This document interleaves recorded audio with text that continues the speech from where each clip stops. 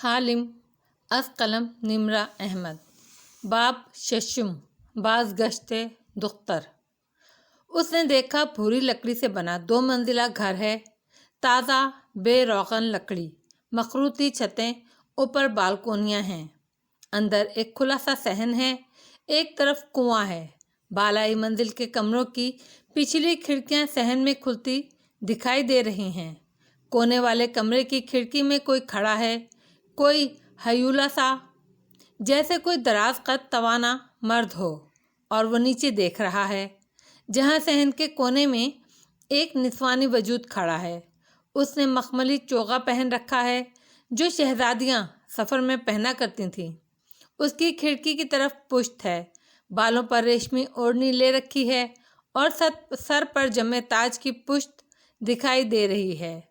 چوغے کے آستینوں سے نکلتی سفید باہوں میں سونے اور ہیرے کے کنگن ہیں، خوبصورت ہاتھوں میں زمرد اور یاقوت جڑی انگوٹھیاں ہیں، اور وہ ہاتھ مہارت سے مٹی اور گارے سے چبوترے پر کچھ بنا رہے ہیں۔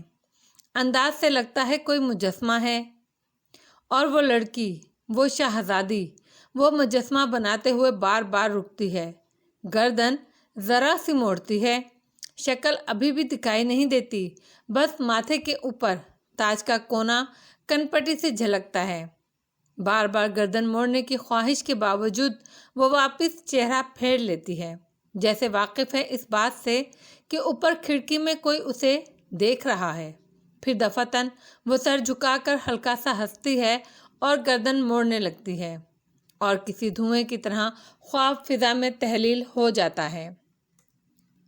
توانکو، میں یہ گھر خریدنا چاہتی ہوں۔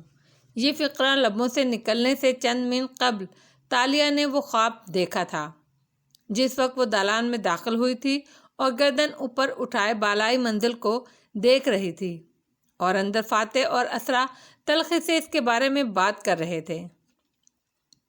اس وقت تالیہ کی نظروں کے سامنے وہ منظر کسی خواب کی طرح چلنے لگا تھا۔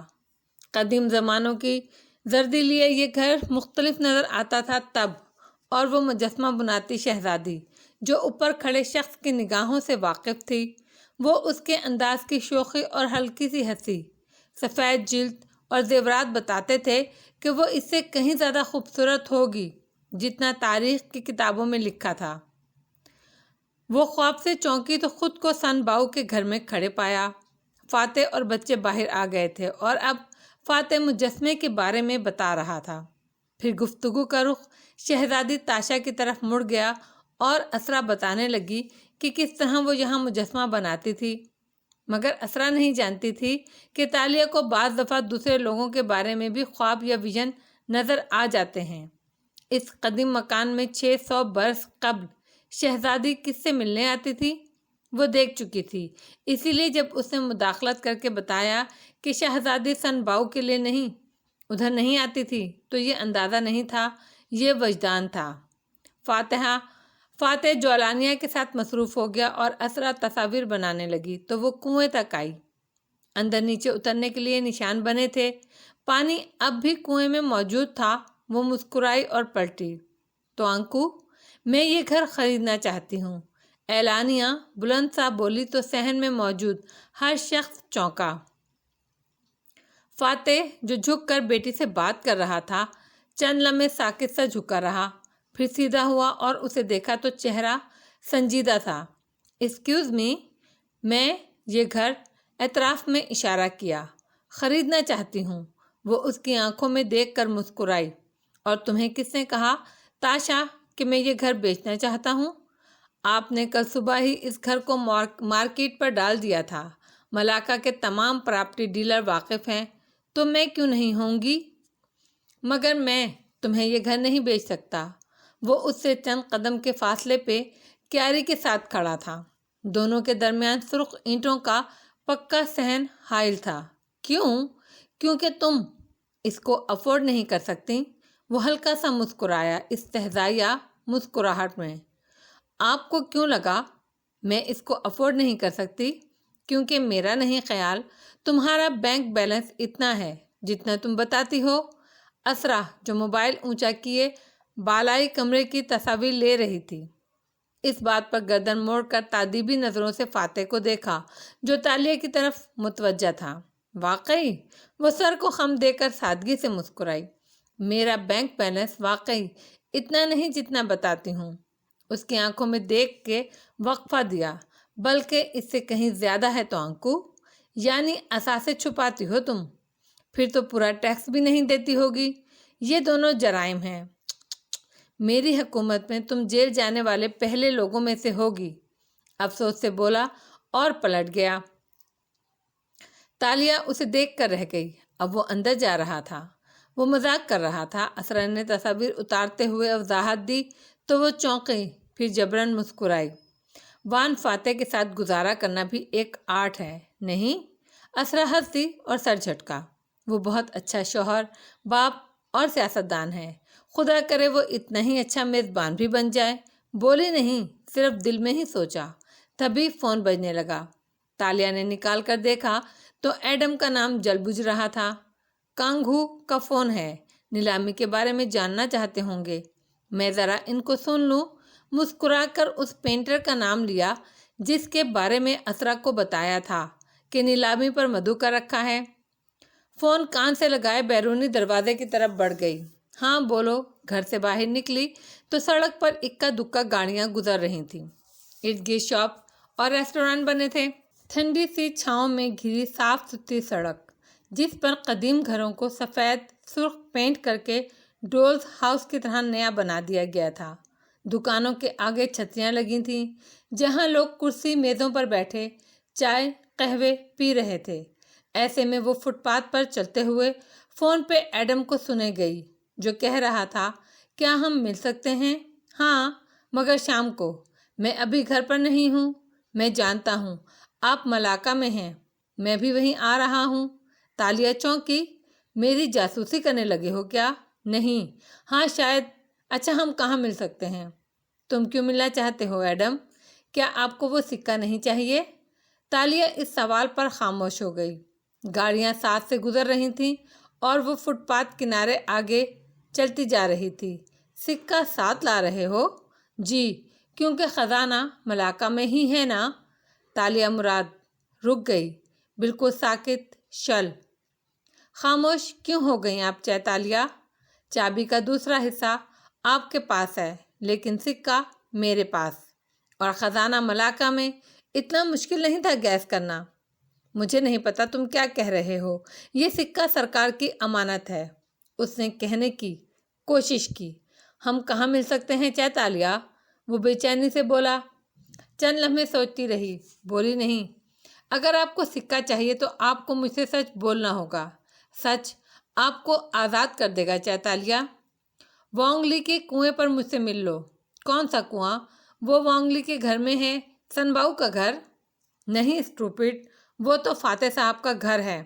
मैं बोकैत चीना पहाड़ी की बात कर रही हूँ जहाँ वांगली ने कुआं बनवाया था जिसका पानी 600 साल से खुश्क नहीं हुआ।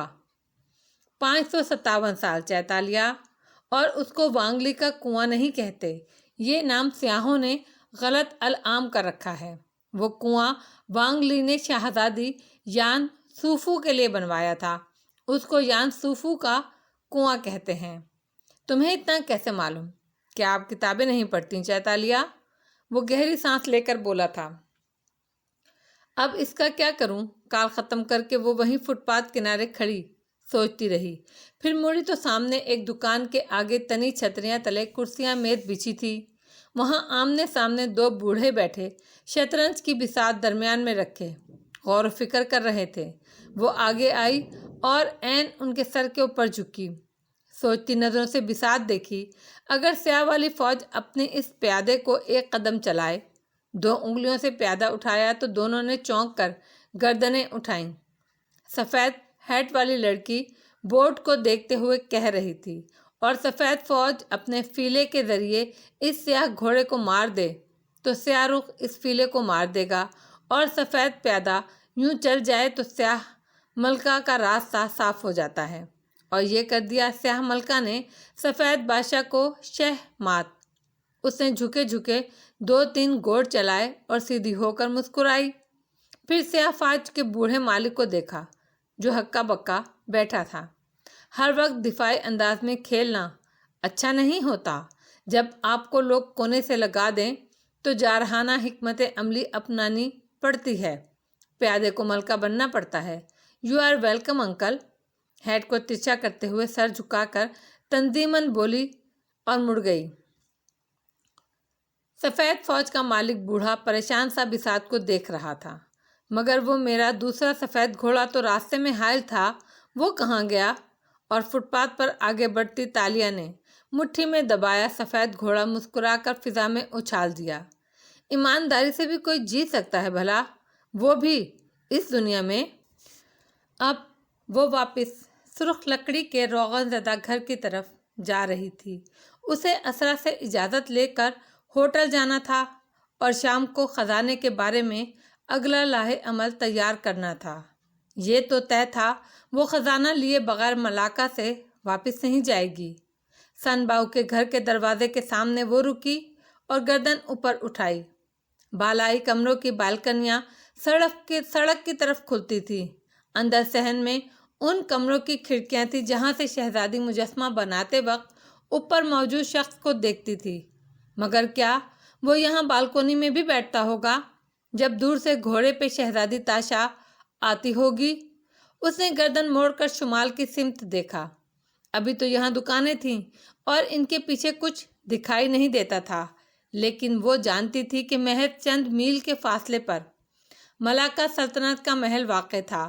جو ملک آج ملائیشیا تھا، وہ کسی زمانے میں ایک بڑا ملک تھا جو ملاکا سلطنت کہلاتی تھی۔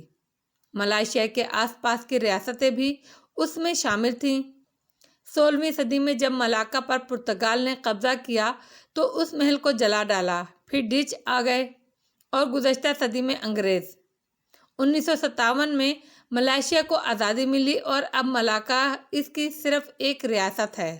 محل تو صدیوں پہلے جلا دیا گیا تھا، مگر چند برس قبل ملائیشیا کی حکومت نے پرانی کتابوں اور نقشوں کی مدد سے محل کا خاکہ نکالا اور اسے ہو بہو ویسا ہی تعمیر کروایا۔ اب وہ ایک میوزیم تھا۔ کسی زمانے میں شہزادی تاشا وہاں رہتی ہوگی۔ وہ بالکنی کو دیکھے گئی، جانے کون ہوگا یہاں جس کے لیے بندھارا کی خوبصورت بیٹی یہاں آیا کرتی تھی۔ یقیناً کوئی جری مرد ہوگا۔ وہ جتنی حسین، طرح دار اور لائق تھی، کسی عام مرد کے لیے نہیں آئے گی۔ پتہ نہیں کیا کہانی ہوگی اس کی۔ وہ سوگوار مسکراہٹ کے ساتھ آگے بڑھ گئی۔ اسے معلوم تھا وہ کبھی ان کی داستان نہیں جان پائے گی۔ ظاہر ہے وہ غلط تھی۔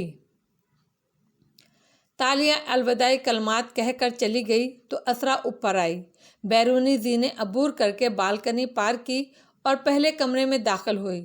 توقع کے عین مطابق وہ وہیں موجود تھا۔ کمرہ سادہ تھا۔ ایک طرف سنگل پلنگ بچھا تھا، دوسری جانب الماری تھی۔ فاتح اس وقت دیوار کے سامنے کھڑا تھا جہاں کھڑکی تھی۔ اسرا کی جانب پشت کیے وہ نیچے صحن میں مجسمے کو دیکھ رہا تھا۔ بچے کھانا کھانے باہر جانا چاہتے ہیں، چلو گے؟ اس نے نرمی سے پکارا۔ وہ بے توجہ سے نیچے دیکھتا رہا۔ اس گھر کو بیچنا مشکل لگ رہا ہے کیا فاتح؟ وہ اس کے کاندھے کے پیچھے آ کھڑی ہوئی۔ نیچے صحن اور کنواں صاف دکھائی دیتا تھا۔ نہیں تو میں یہاں کم رہا ہوں، کبھی چھٹیوں میں آتے تو میں یہ کمرہ لے لیتا تھا، 4-5 ماہ میں 1 دن کے لیے۔ مت ظاہر کرو کہ تمہیں اس کو بیچنے سے فرق نہیں پڑتا۔ واقعی نہیں پڑتا، بیچ ہی رہا ہوں، ڈھا نہیں رہا۔ باہر دیکھتے ہوئے اس نے شانے اچکائے۔ نئے مالک ڈھا دیں گے، کوئی کافی شاپ، کوئی ٹی ہاؤس بنا دیں گے اس کو۔ فاتح نے جواب نہیں دیا۔ وہ نیچے دیکھتا رہا۔ سینے پر بازو لپیٹے اس کی سیاہ آنکھیں مجسمے پر جمی تھیں۔ جینس کے اوپر سفید شرٹ پہنے، بال ماتھے پر بکھیرے، وہ عام دنوں سے مختلف لگ رہا تھا۔ فاتح ریسٹورانٹ؟ اس نے یاد دلایا تو وہ گہری سانس لے کر اس کی جانب گھوما۔ میں کچھ آرڈر کر لوں گا، تم جاؤ۔ موسم خراب لگ رہا ہے، تمہیں بھی واپس جانا ہوگا۔ اسرا چند لمحے تفکر سے اسے دیکھے گئی۔ ہاں، ہم لنچ کر کے واپس چلے جائیں گے۔ موسم اچھا نہیں ہے، لیکن تم کب آؤ گے؟ میں رات تک آؤں گا۔ اکیلے کیا کرو گے ادھر؟ وہ قدرے تشویش سے اسے دیکھ رہی تھی۔ فاتح نے مسکراتے ہوئے اعتراف میں دیکھا، اکیلا کہاں ہوں، عنقریب اشر مشہور کرنے والا ہے کہ اس گھر میں بھوت پریت بھی رہتے ہیں۔ اسرا کی آنکھیں حیرت سے کھل گئیں۔ تمہیں کیسے معلوم؟ اور کس طرح کسی پراپرٹی کی قیمت گرائی جاتی ہے؟ تمہیں لگتا ہے میں اس کے طریقوں سے واقف نہیں ہوں؟ ابرو اچکا کر مسکرایا، سینے پر بازو لپیٹے وہ بے فکر لگ رہا تھا۔ اسرا کی پیشانی پر سلوٹیں پڑی۔ کیوں عیش کے بارے میں ایسے اندازے لگاتے ہو فاتح؟ پہلے تو تم ایسے نہیں تھے۔ مگر وہ ہمیشہ سے ایسا ہی تھا، دکھاوے کے ساتھ یہی مسئلہ ہوتا ہے، کبھی نہ کبھی کھل جاتا ہے۔ شانے ذرا سے اچکائے گویا اسے پرواہ نہیں۔ اسرا نے ضبط سے کام لے کر گہری سانس لی۔ خیر جو بھی کرو، تمہاری سیاست تم دونوں جانو۔ ہم لنچ کرتے ہوئے واپس نکل جائیں گے، تم کچھ آرڈر کر لینا۔ شور۔ وہ بے پرواہ تھا یا شاید قانے؟ اسرا نے ایک الوداعی نظر اس پر ڈالی اور باہر نکل گئی۔ کچھ دیر بعد جب وہ اور بچے کار میں بیٹھ رہے تھے، وان فاتح اوپر بالکونی میں کھڑا تھا، اینک لگائے۔ وہ جھک کر موبائل پر ٹائپ کر رہا تھا۔ ابھی گلی میں لوگوں کی نظر اس پر نہیں پڑی تھی، ورنہ وہ تانتا بند تھا کہ خدا کی پناہ۔ فاتح! کار کا دروازہ کھولتے وقت اسرا نے اسے پکارا تو فاتح نے سر اٹھایا، پھر ان کو دیکھ کر مسکرایا اور اینک اتاری۔ خدا حافظ۔ دایاں ہاتھ اٹھا کر الوداع کہا۔ سکندر نے خدا حافظ ڈیڈ پکارا اور جولیانا نے مسکرا کر ہاتھ ہلایا۔ وہ تینوں اندر بیٹھ گئے اور مسکرا کر وہ ان کو دیکھتا رہا۔ سکندر کی نظریں اسی پر جمی تھیں۔ بار بار فکر مندی سے وہ باپ کو دیکھتا تھا جو ریلنگ پر دونوں ہتھیلیاں رکھ کے جھک کر ان کو دیکھ رہا تھا۔ ماما، ہمیں ڈیڈ کو چھوڑ کر نہیں جانا چاہیے۔ کار آگے بڑھ گئی تو وہ بے چینی سے پیچھے مڑ کر ماں سے بولا، بیٹا تمہارے ڈیڈ 48 سال کے ہیں، بے فکر رہو، وہ راستہ نہیں بھولیں گے اور بالکل بھی نہیں کھوئیں گے۔ ان کو کوئی بھی اسپیس چاہیے۔ وہ جو سیل فون پر لگی تھی قدرے اکتا کر بولی تو گردن موڑ کر سکندر سڑک کنارے بھاگتے درختوں کو دیکھنے لگا۔ اس کا دل خراب ہو رہا تھا، پتہ نہیں کیوں۔ کیا بڑے لوگ راستہ نہیں بھولتے؟ ملاکا کا دارالحکومت ملاکا شہر تھا جو سمندر کنارے واقع تھا۔ جس ہوٹل میں تالیہ نے کمرہ لیا تھا اس کی کھڑکیاں ساحل کی طرف کھلتی تھی۔ فرنچ ونڈو پر بڑے سفید پردے پڑے ہوا سے پھڑپھڑا رہے تھے اور نیچے ٹھاٹھے مارتا سمندر دکھائی دے رہا تھا۔ بیڈ پر اس کا سامان بکھرا پڑا تھا اور وہ سامنے کھڑی تھی۔ ہاتھ میں ایک بیگ پیک تھا جیسے اسکول کالج جانے والے کاندھوں پر پہنا کرتے ہیں۔ وہ کچھ چیزیں نکال کر اس بیگ پیک میں رکھ رہی تھی، رسی، ٹیپ، چند اوزار، پیسے، کریڈٹ کارڈز، گلوز۔ چھوٹے سے بیگ پیک کو بھرنے کے بعد وہ روم فریج تک آئی اور اندر سے پانی کی ایک بوتل نکالی، ایک کولا کا کین اور چند چاکلیٹس بار۔ اتنی کیلوریز! چاکلیٹ واپس رکھ دی۔ پانی اور کوکا کو بیگ میں ڈالا، ایک تیز دھار خنجر رکھا، ٹیزر کرنٹ لگا کر بے ہوش کرنے کا آلہ، کالی مرچوں کا اسپرے اور ایسے تمام لوازمات جو وہ کسی بھی واردات کے وقت اپنے ساتھ رکھتی تھی، اس میں ڈالے اور زپ بند کی۔ پھر اسے کاندھوں پر پہنا اور خود کو آئینے میں دیکھتے ہوئے سن گلاسز آنکھوں پر چڑھائے۔ تبھی موبائل بجا۔ ایڈم کنویں پر پہنچ چکا تھا۔ وہ اسے وہیں رکنے کا کہہ کر باہر نکلی۔ ذہن تیزی سے مختلف ممکنات کو سوچ رہا تھا۔ ملاکا کے ساحل کا یہ حصہ الگ تھلگ سا تھا۔ یہاں اونچی چٹانیں تھیں اور نیچے سمندر بہتا نظر آ رہا تھا۔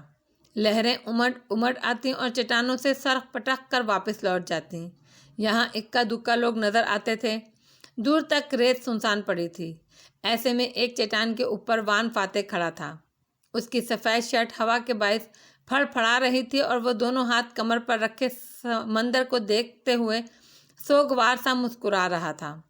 لہروں کی جھاگ میں شکلیں بن بن کر ابھرتیں اور ابھر کر مٹتی تھیں۔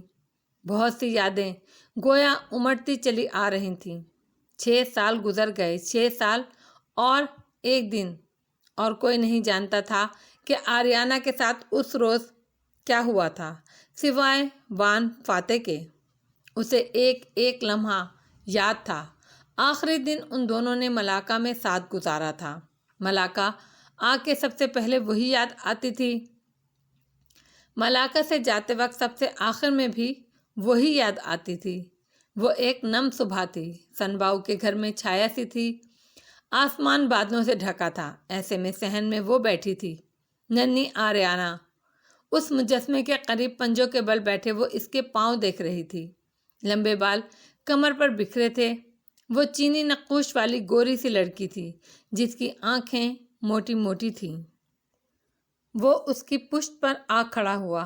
آریانہ نے گردن موڑی تو دیکھا فاتح مسکرا کر اسے دیکھ رہا تھا۔ ٹی شرٹ اور جینز پہنے وہ چھٹی والے لاپرواہ حلیے میں لگتا تھا۔ کیا تمہیں بھی سنباؤ پسند ہے؟ وہ پنجوں کے بل اینٹوں والے فرش پر بیٹھا۔ آریانہ نے واپس چہرہ مجسمے کی طرف موڑ لیا۔ ڈیڈ، کیا یہ آدمی اصل میں تھا کوئی؟ ہاں بیٹا، اس کا نام وانگلی تھا۔ اس کا مجسمہ کیوں بنایا شہزادی تاشا نے؟ کیونکہ وہ شہزادی تھی اور شہزادیاں اپنی مرضی کی مالک ہوتی ہیں۔ اوپر بادل زور سے گرجے اور یکا یک موٹی موٹی بوندیں صحن میں گرنے لگیں۔ کاش میں بھی شہزادی ہوتی، وہ ہنس دیا۔ تمہیں کیوں لگا کہ تم شہزادی نہیں ہو؟ سرخ اینٹوں والے صحن میں بارش میں بھیگ رہا تھا اور وہ دونوں پنجے کے بل ساتھ ساتھ بیٹھے تھے۔ کیونکہ آپ بادشاہ نہیں ہیں۔ وہ ہتھیلیوں پہ چہرہ گرائے اداس نظر آتی تھی۔ تاشا کا باپ بھی بادشاہ نہیں تھا، بند ہارا تھا۔ وہ کیا ہوتا ہے؟ پردھان منتری یعنی وزیر اعظم۔ وہ چونک کر اسے دیکھنے لگی۔ اگر آپ پردھان منتری بن جائیں تو میں خود بخود شہزادی بن جاؤں گی۔ ہاں، وہ کھڑا ہوا اور جھک کر اسے اپنے بازوؤں میں اٹھا لیا۔ آریانہ کسی اور سوچ میں گم لگتی تھی۔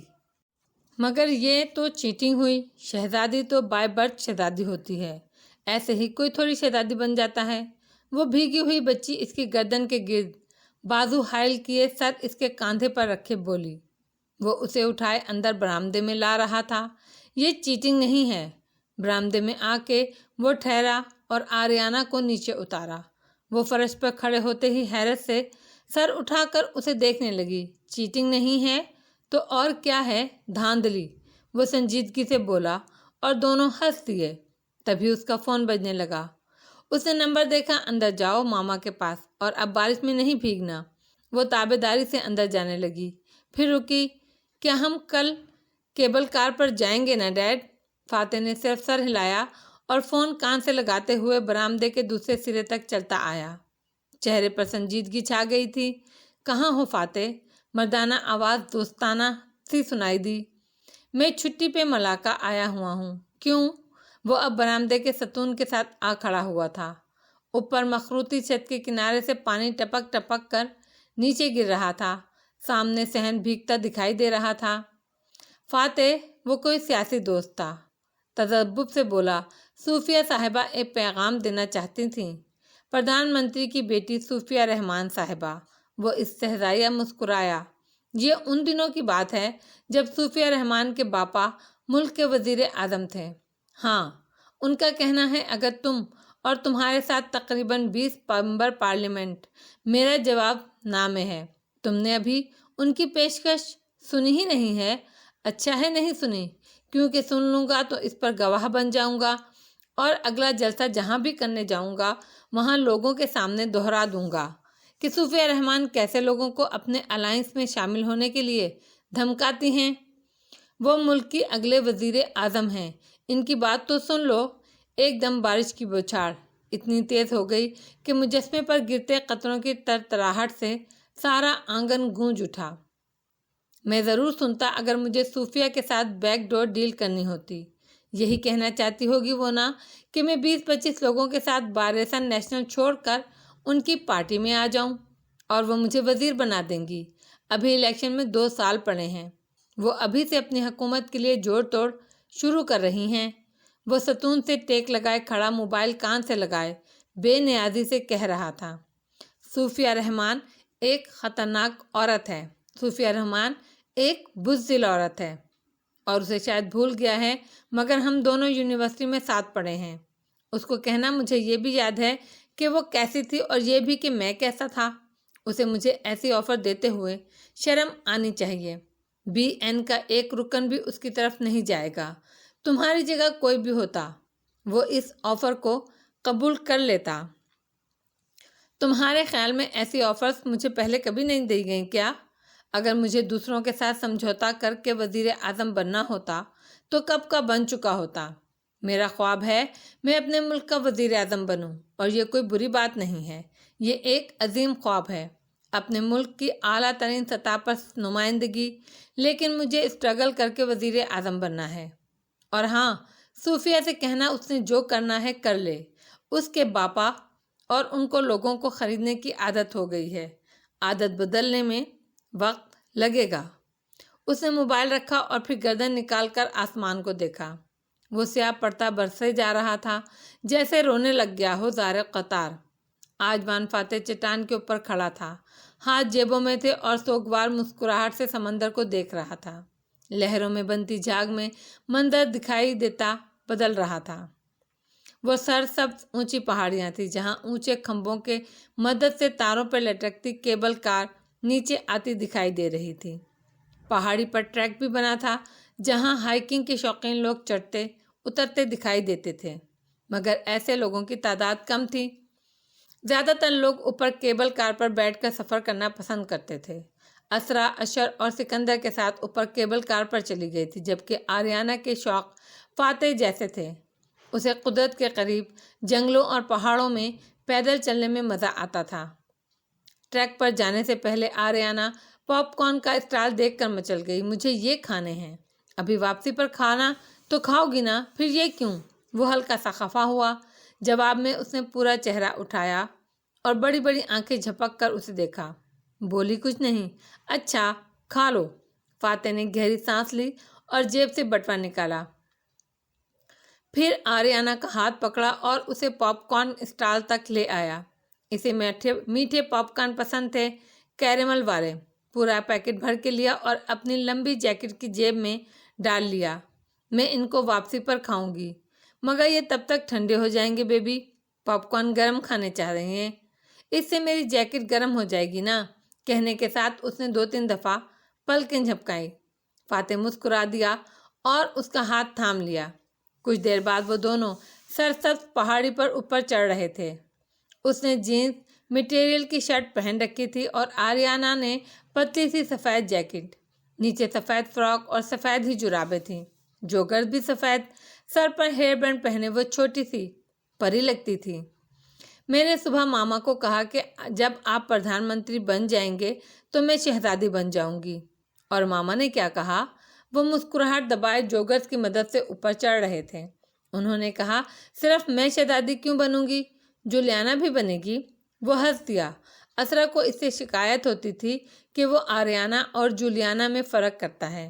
ایسی بات نہیں تھی، آریانہ بڑی تھی تو زیادہ قریب تھی۔ ہاں ظاہر ہے جولیانا بھی بنے گی۔ اس نے گردن اٹھا کر اوپر دیکھا۔ وہ سرسبز پہاڑیاں تھیں جہاں بادل نیچے تک اترے ہوئے تھے۔ ان کے سروں کے اوپر سے کیبل کار گزر رہی تھی۔ کتنا خوبصورت تھا اس کا ملک۔ وہ فخر سے مسکرایا۔ آپ کو جنگل اور پہاڑ اچھے لگتے ہیں ڈیڈ؟ وہ اس کا ہاتھ پکڑے چلتے ہوئے پوچھ رہی تھی۔ بہت زیادہ۔ میں ہر سال صباح کے جنگلوں میں شکار کے لیے جایا کرتا تھا۔ اب کچھ عرصے سے نہیں جا سکا، مگر دل چاہتا ہے پارلیمان اور کوالالمپور کی مصروف زندگی سے بالکل کٹ کر کچھ دن پہاڑوں میں گزارنے کا۔ آپ کو ایسی جگہوں پر کیوں مزہ آتا ہے؟ کیونکہ جو ملاح طوفانی بارش میں سمندر میں کشتی لے کر نہیں نکلتے وہ کبھی اچھے ملاح نہیں بن سکتے۔ انسان کو ہر روز خود کو کسی چیلنج کے سامنے پیش کرنا ہوتا ہے تاکہ وہ اس سے بہت کچھ سیکھ کر نکلے۔ آریانہ کو بات سمجھ نہیں آئی مگر اس نے سر ہلا دیا۔ وہ دونوں ساتھ ساتھ اوپر چڑھتے جا رہے تھے کہ عقب سے آواز آئی، انچے فاتح، مسٹر فاتح، آریانہ۔ وہ دونوں ایک ساتھ پلٹے۔ نیچے سے جولیانا کی نینی چلتی آ رہی تھی۔ یہ ایک انڈین عورت تھی جو چند ماہ سے ان کے گھر ملازمت کر رہی تھی، بچوں کی دیکھ بھال کرتی، کیونکہ اسرا ایک ورکنگ وومین ہونے کے ساتھ ساتھ ایک سیاسی بیوی بھی تھی۔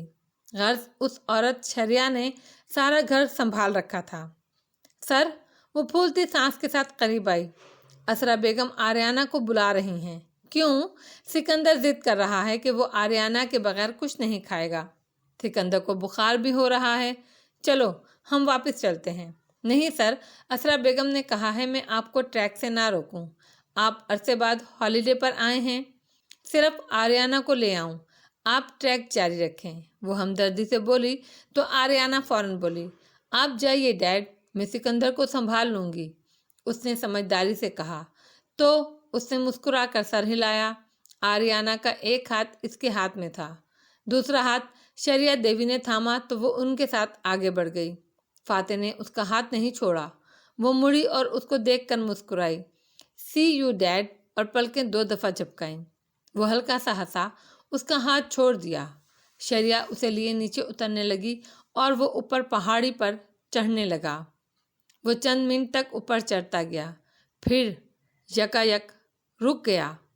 عجیب سا احساس ہو رہا تھا۔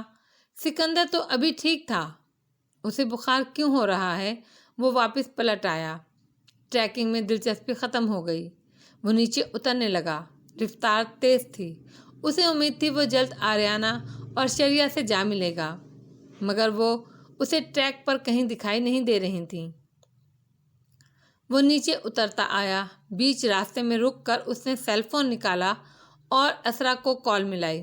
سکندر ٹھیک ہے، اسے کیا ہونا ہے؟ وہ مطمئن لگ رہی تھی۔ وہ ایک عجیب سا لمحہ تھا، جیسے کوئی روح کھینچ لیتا ہے۔ تم نے شریعہ کو ہماری طرف نہیں بھیجا؟ نہیں، میں تو خود اس پر غصہ ہوئی بیٹھی ہوں، وہ آدھے گھنٹے سے غائب ہے۔ کیا وہ تمہاری طرف آئی ہے فاتح؟ وہ پوچھ رہی تھی، مگر اسے کچھ سنائی نہیں دے رہا تھا۔ وہ فون رکھتا ایک دم نیچے بھاگا تھا۔ پہاڑیاں خاموش، سبزہ منہ بند رکھے ہوئے تھا۔ آریانہ، آریانہ، وہ چلاتے ہوئے نشیب میں اتر رہا تھا۔ اگلا 1 گھنٹہ کسی سلو موشن فلم کی طرح طے ہوا۔ وہ جیسے ہی ٹورسٹ اسپاٹ تک پہنچا، اسرا، اشر اور بچے ادھر ہی آ گئے۔ پل بھر میں سارے گینیٹنگ ہائی لینڈ کو خبر ہو گئی کہ وان فاتح کی بیٹی غائب ہو گئی ہے۔ کیمروں کے جلتے بجھتے فلیش، موبائل اسکرینز کی روشنیاں، پولیس کے سائرن، لوگ چلا رہے تھے، اس کے ساتھ دوڑ رہے تھے۔ وہ بھی بھاگ رہا تھا، دائیں بائیں حلق کے بل چلاتے ہوئے آریانہ کو آوازیں دے رہا تھا، مگر آریانہ نہیں تھی، وہ غائب ہو گئی تھی۔ کسی نے کہا ایک بچی کو چند ماسک والے افراد وین میں ڈال کر لے گئے ہیں۔ وہ سڑک تک بھاگتا آیا، ٹھنڈے موسم میں پسینہ پسینہ ہوئے، مگر نہ کوئی وین تھی، نہ اس کا نام و نشان۔ پولیس آگے پیچھے بھاگی، کسی نے CCTV کا ریکارڈ کھولا، مگر کیمرے میں وین نہیں تھی، نہ کیبل کار کے کسی کیمرے نے شریعہ اور آریانہ کو دیکھا۔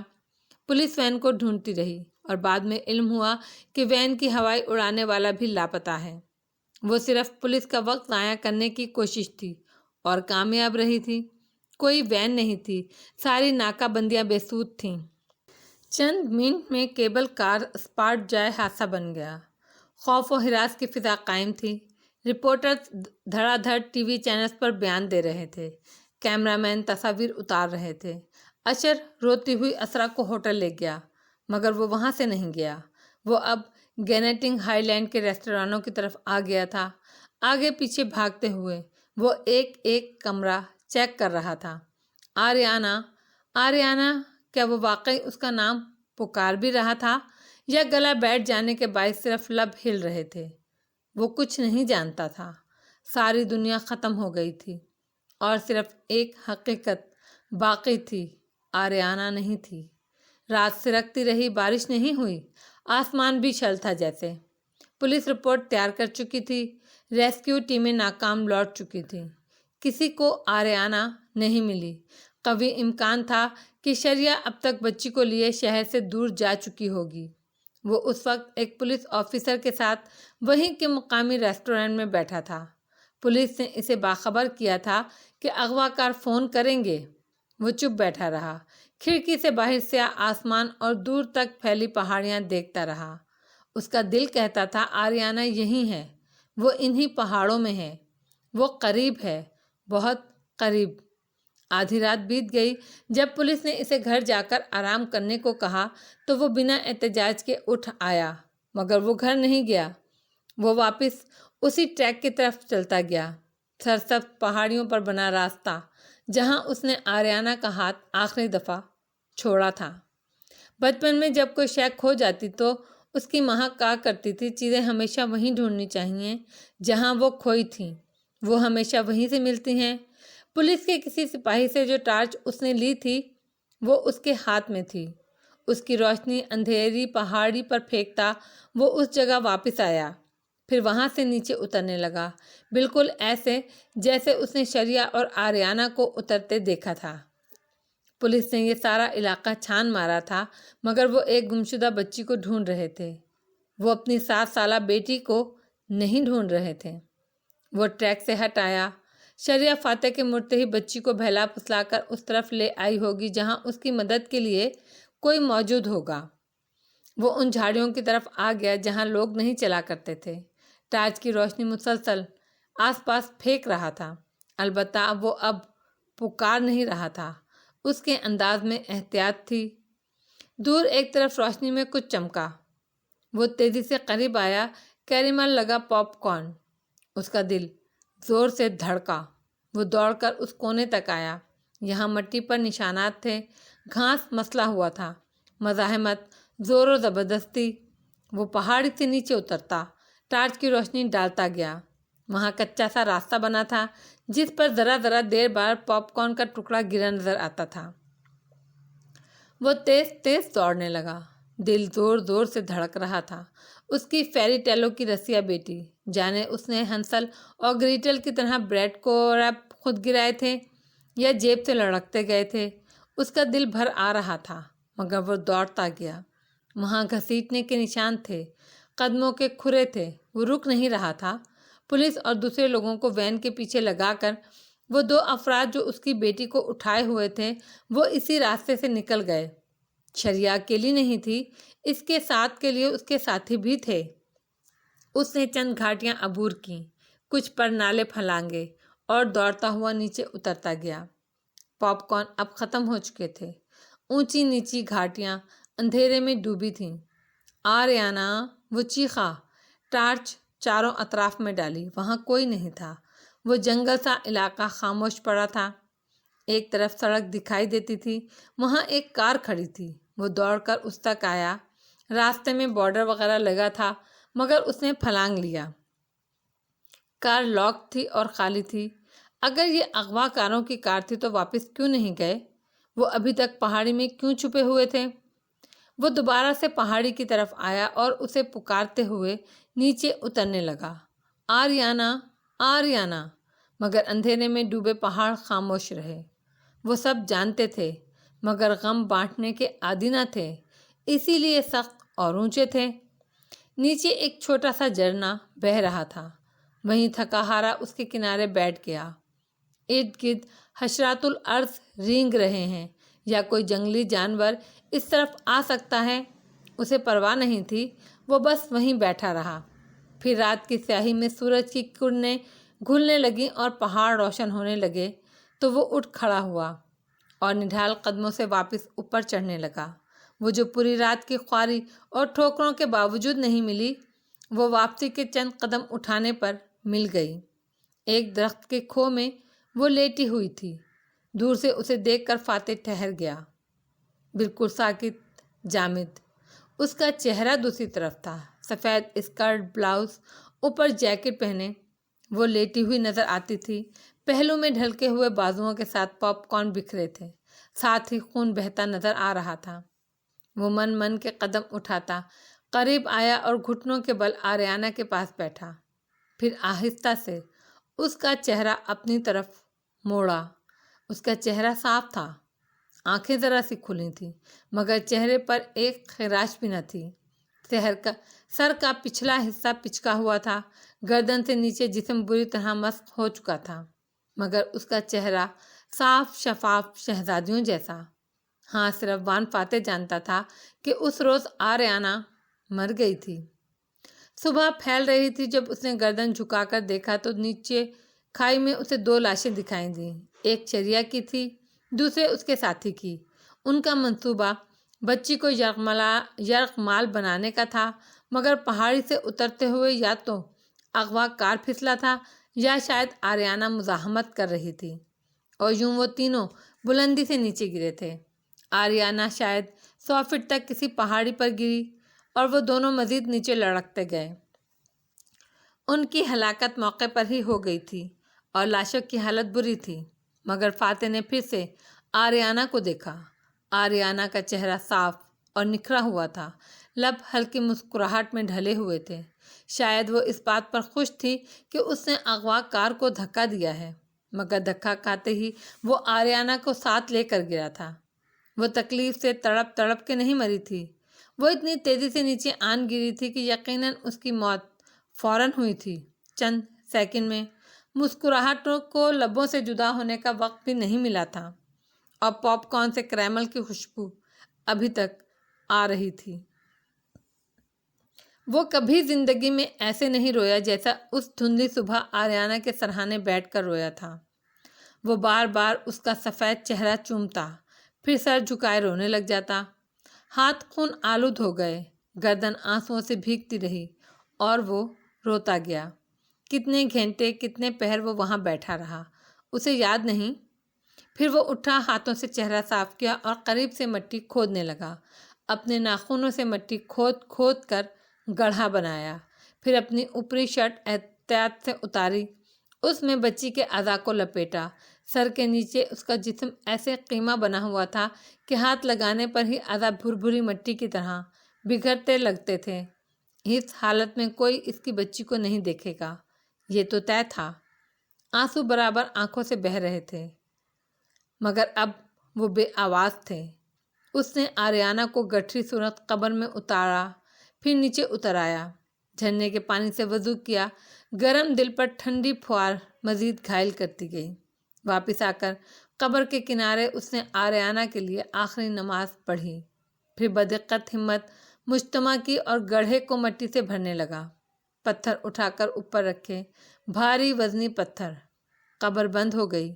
آریانہ آرام دہ جگہ پر پہنچ گئی تو وہ اٹھا، ایک نظر نیچے دیکھا، جہاں دور کئی 100 فٹ نیچے 2 لاشیں پڑی تھیں۔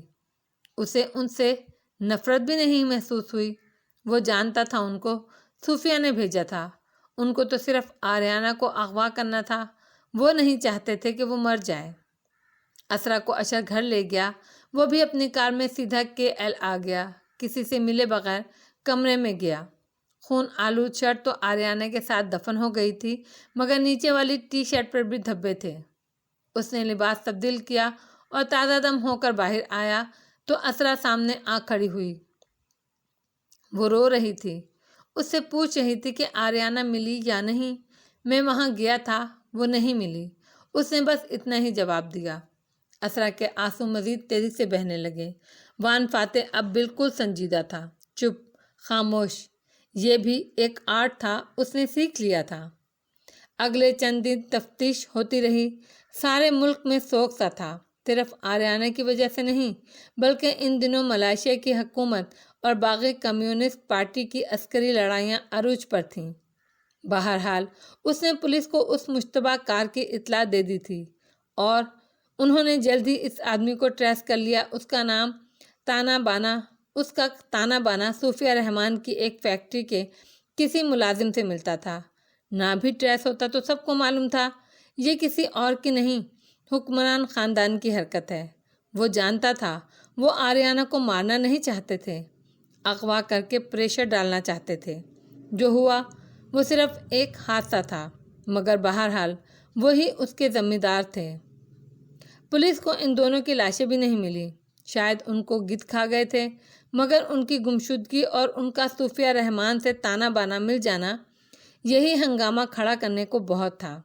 جس دن پولیس کو حتمی رپورٹ سامنے آئی، اس دن کمیونسٹ پارٹی کے مسلح ارکان نے فوج کے ساتھ جھڑپیں تیز کر دیں۔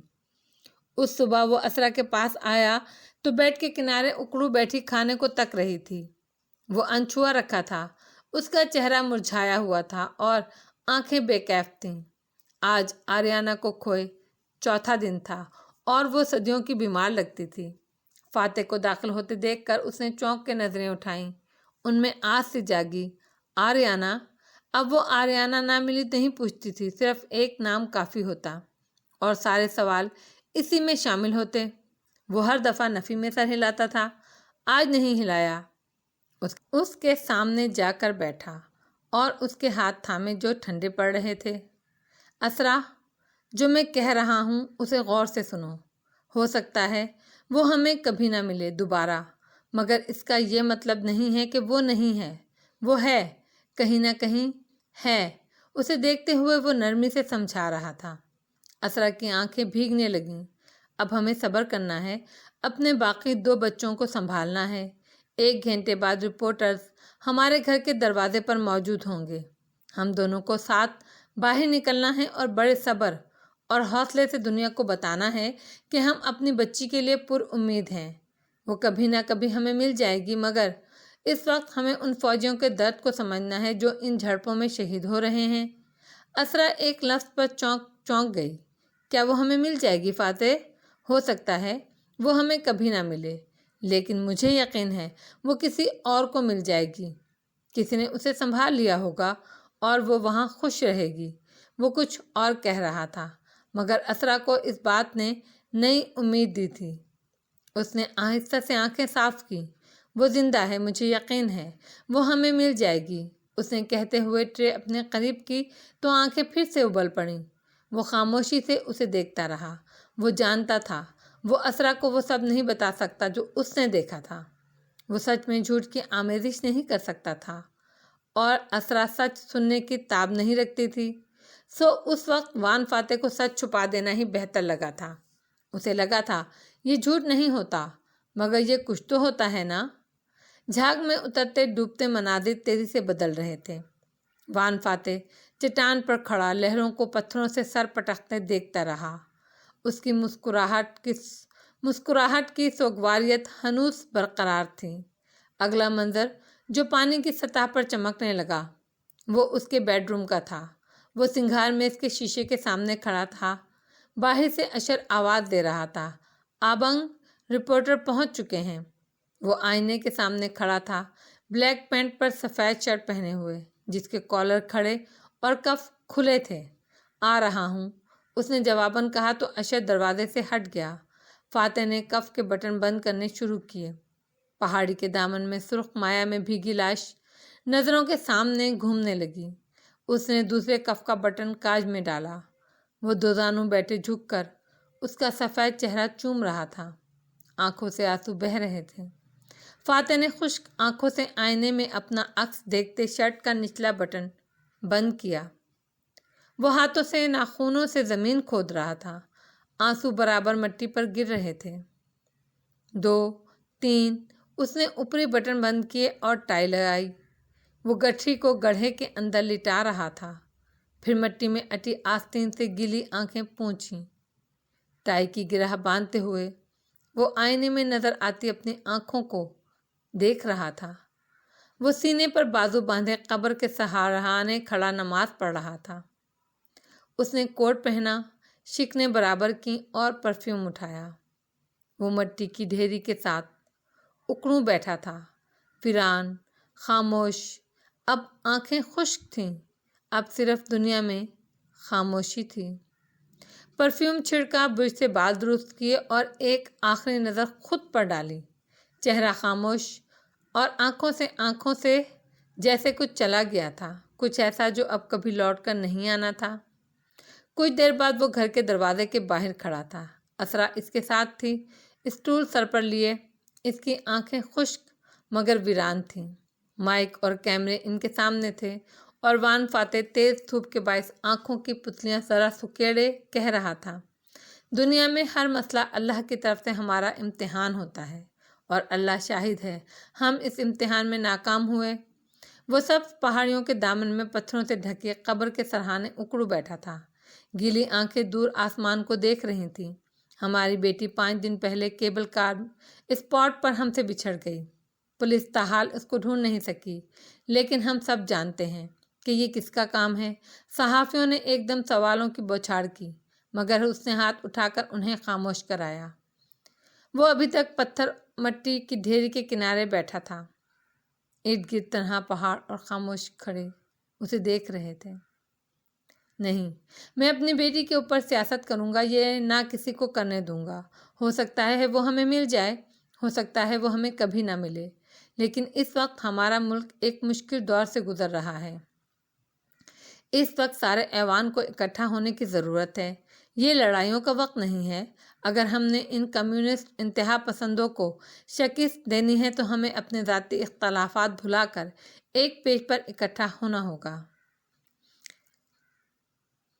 मैं कल पार्लियामेंट जाऊंगा। बारिसन नेशनल और हमारे चेयरमैन के साथ हम सब कल वज़ीर आज़म आज़र रहमान के साथ बैठेंगे और कम्युनिस्ट तंजीम के साथ मुआहदे का ड्राफ्ट तैयार करेंगे। माइक इसके चेहरे के आगे लहरा रहे थे और कैमरों की फ्लैश जल बुझ रहे थे। वो दाएं से बाएं रिपोर्टर्स के चेहरे को देखते हुए कह रहा था, मैं भूलूंगा नहीं ये सब। वज़ीर आज़म को ये बात याद रखनी चाहिए कि वान फाते कभी नहीं भूलेगा जो उसकी बेटी के साथ हुआ, लेकिन इस वक्त अगर हम इकट्ठे ना हुए तो हमारे फौजी मरते रहेंगे। मैंने अपना बच्चा खोया है। मैं नहीं चाहता अब मज़ीद कोई अपना बच्चा खोए। मैं किसी के ख़िलाफ़ कोई केस नहीं करने जा रहा। इस वक्त मेरा मुल्क किसी लड़ाई का मुतहम्मल नहीं हो सकता। मैंने आरियाना के मामले को अल्लाह पर छोड़ दिया है। मैं इस वक्त सिर्फ अमन व अमान का सोच रहा हूँ। आप सबके आने का बेहद शुक्रिया।